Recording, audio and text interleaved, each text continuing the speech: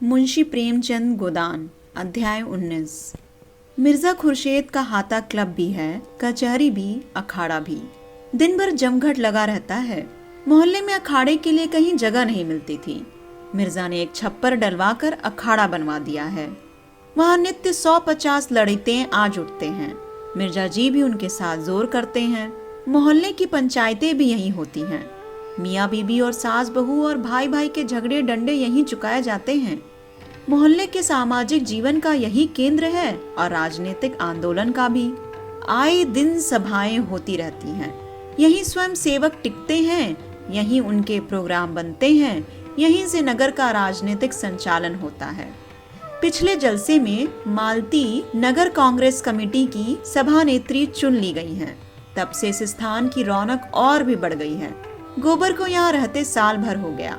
अब वो सीधा साधा ग्रामीण युवक नहीं है।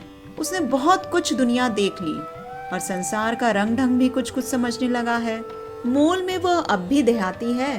पैसे को दांत से पकड़ता है, स्वार्थ को कभी नहीं छोड़ता और परिश्रम से जी नहीं चुराता, न कभी हिम्मत हारता है। लेकिन शहर की हवा उसे भी लग गई है।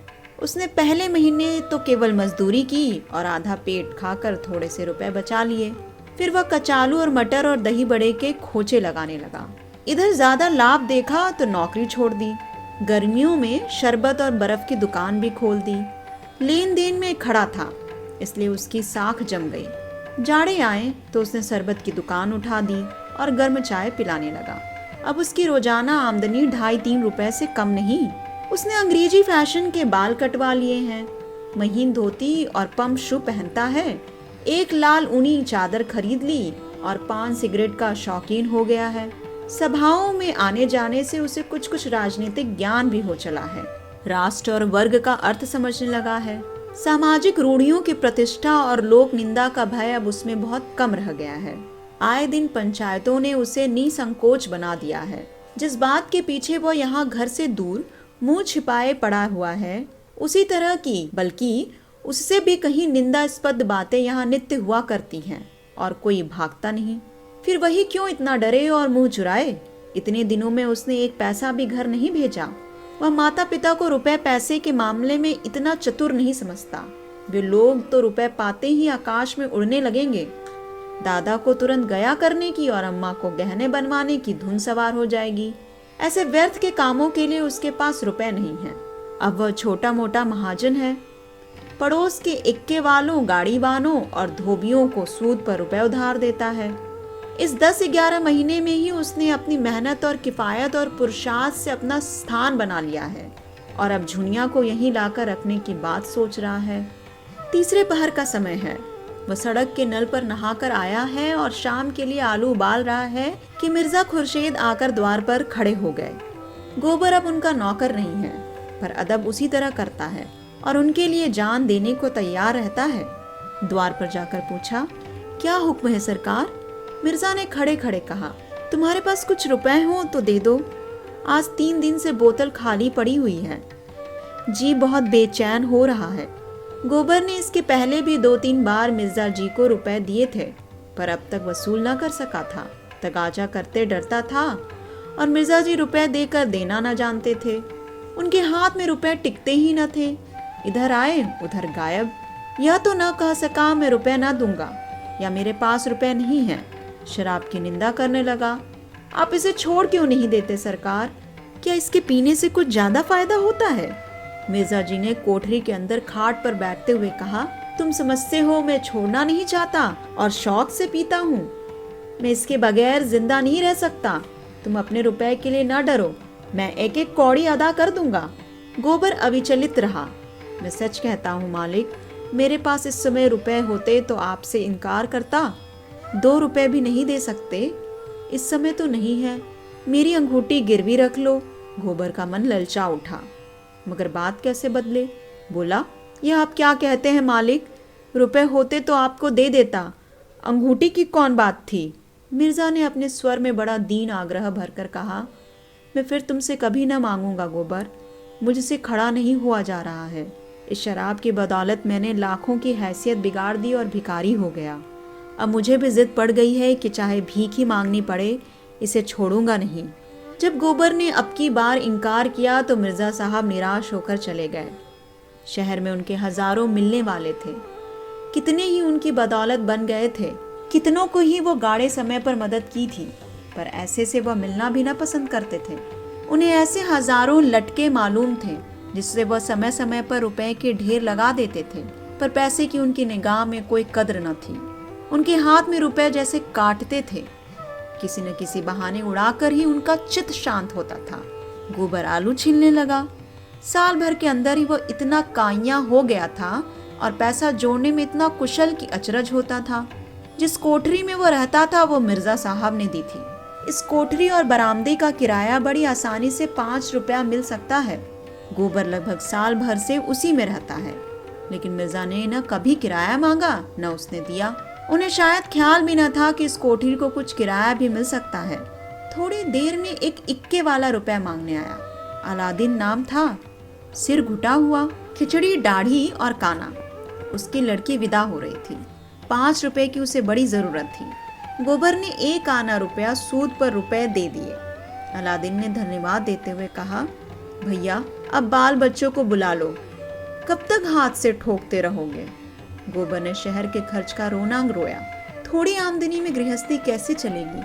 अलादीन बीड़ी जलाता हुआ बोला, खर्च अल्लाह देगा भैया, सोचो कितना आराम मिलेगा। मैं तो कहता हूँ जितना तुम अकेले खर्च करते हो उसी में गृहस्थी चल जाएगी। औरत के हाथ में बड़ी बरकत होती है। खुदा कसम, जब मैं अकेला यहाँ रहता था तो चाहे कितना ही कमाऊं, खा पी सब बराबर। बीड़ी तंबाकू को भी पैसा ना रहता। उस पर हैरानी, थके मांदे आऊं तो घोड़े को खिलाऊं और टहलाऊं, फिर नान बाई की दुकान पर दौड़ूं। नाक में दम आ गया। जब से घरवाली आ गई है उसी कमाई में उसकी रोटियां भी निकल आती हैं और आराम भी मिलता है। आखिर आदमी आराम के लिए ही तो कमाता है। जब जान खपाकर भी आराम न मिला तो जिंदगी ही गारत हो गई। मैं तो कहता हूँ तुम्हारी कमाई बढ़ जाएगी भैया। जितनी देर में आलू और मटर उबालते हो उतनी देर में 2-4 प्याले चाय बेच लोगे। अब चाय 12 मास चलती है। रात को लेटोगे तो घरवाली पाँव दबाएगी, सारी थकान मिट जाएगी। यह बात गोबर के मन में बैठ गई। जी उचाट हो गया। अब तो वह झुनिया को लाकर ही रहेगा। आलू चूल्हे पर चढ़े रह गए और उसने घर चलने की तैयारी कर दी। मगर याद आया कि होली आ रही है, इसलिए होली का सामान भी लेता चले। कृपण लोगों में उत्सवों पर दिल खोल कर खर्च करने की जो एक प्रवृत्ति होती है वह उसमें भी सजग हो गई। आखिर इसी दिन के लिए तो कौड़ी कौड़ी जोड़ रहा था। वह माँ बहनों और झुनिया के लिए एक एक जोड़ी साड़ी ले जाएगा, होरी के लिए एक धोती और एक चादर, सोना के लिए तेल की शीशी ले जाएगा और एक जोड़ा चप्पल, रूपा के लिए जापानी चूड़ियां और झुनिया के लिए एक पिटारी जिसमें तेल, सिंदूर और आईना होगा। बच्चे के लिए टोप और फ्रॉक जो बाजार में बना बनाया मिलता है। उसने रुपए निकाले और बाजार चला। दोपहर तक सारी चीजें आ गई। बिस्तर भी बंध गया। मोहल्ले वालों को खबर हो गई गोबर घर जा रहा है। कई मर्द औरतें उसे विदा करने आए। गोबर ने उन्हें अपना घर सौंपते हुए कहा, तुम्ही लोगों पर छोड़े जाता हूँ। भगवान ने चाहा तो होली के दूसरे दिन लौटूंगा। एक युवती ने मुस्कुरा कर कहा, महरिया को बिना लिए ना आना, नहीं घर में ना घुसने पाओगे। दूसरी प्रौढ़ा ने शिक्षा दी, हाँ और क्या, बहुत दिनों तक चूल्हा फूंक चुके, ठिकाने से रोटी तो मिलेगी।